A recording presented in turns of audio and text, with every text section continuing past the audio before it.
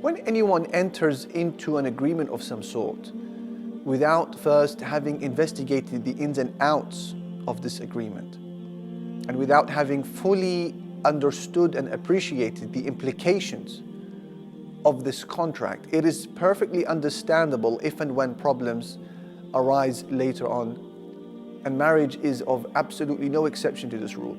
It's one of the most significant of agreements which a person could possibly involve himself or herself in the life of this world. But again, in the absence of a true appreciation of this agreement and what it entails, problems are inevitable.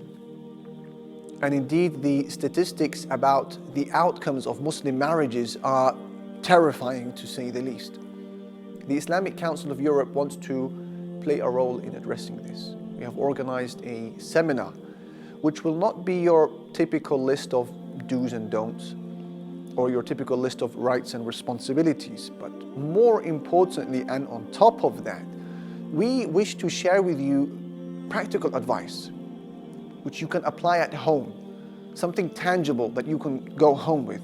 We wish to address not only the couple within the marriage, husband and wife, but the other factors that surround them as well, that plays a role in the longevity of this relationship. And ultimately, we wish to suggest to you a broad marital framework, which will hopefully help bring scattered matters together and be the cause of everlasting harmony.